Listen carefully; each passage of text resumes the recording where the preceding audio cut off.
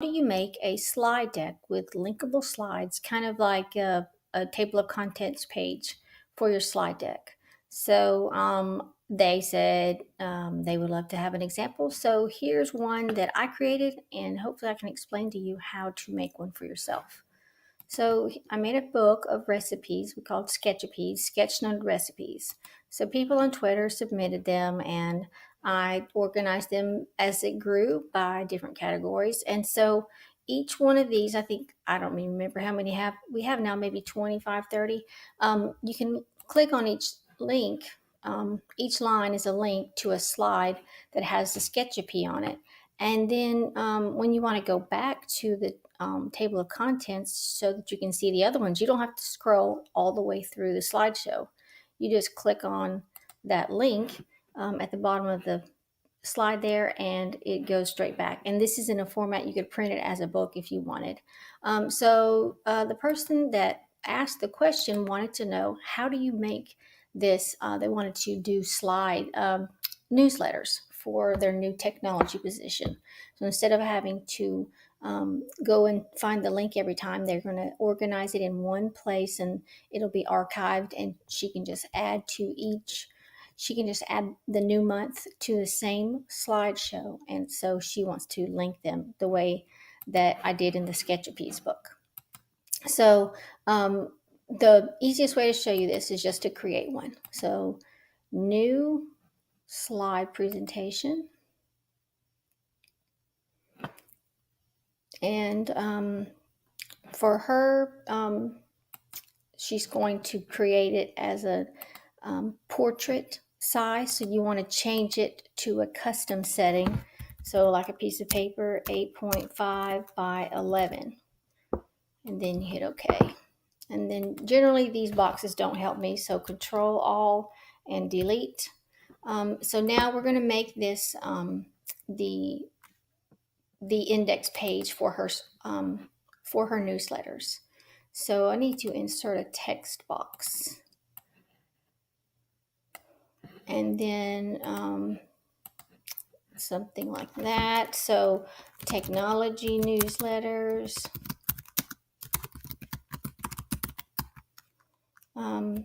And then we're going to go ahead and add the first month, probably September. She's over in Oregon. September 2018. So she's going to be able to add, through the entire year, she can add a new line and a new slide, and it will have her slideshow, her newsletters. So this will be her index slide, and she'll make it super cute, I'm sure. But you'll want to duplicate. So right click and duplicate the slide. So it's the same formatting. It doesn't have the text boxes already added back in. So it works great to save a little bit of time. So now, let's say she has her content, blah, blah, blah, la, la, la. Okay, so that is her September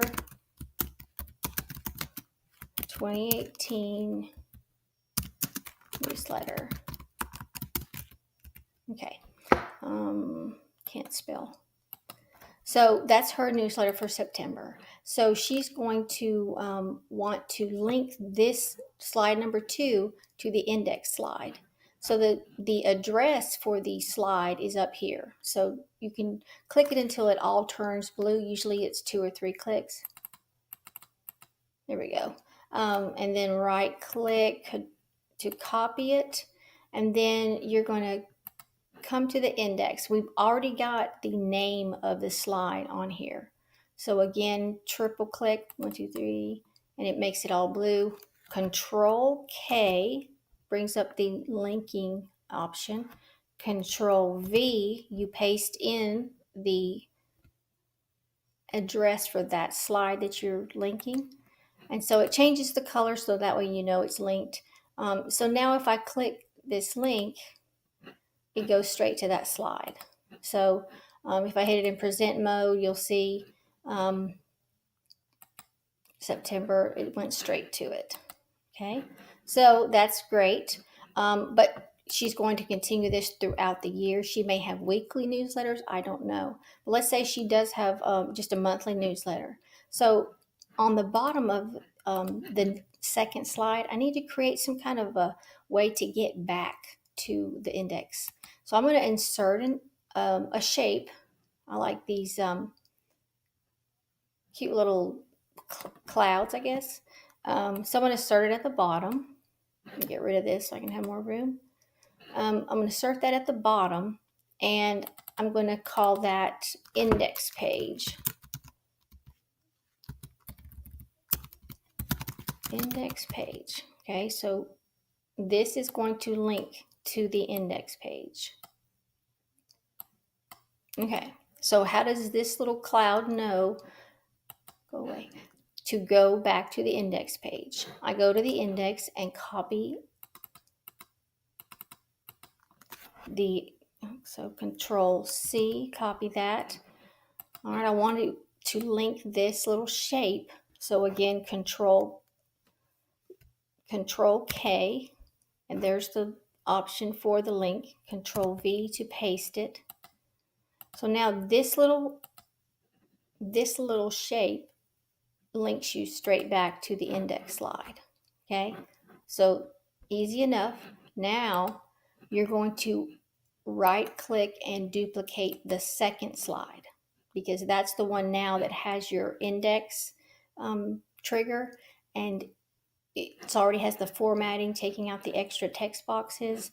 And so if she wants to do some type of typical format, it's already there. So this is now going to be her October newsletter.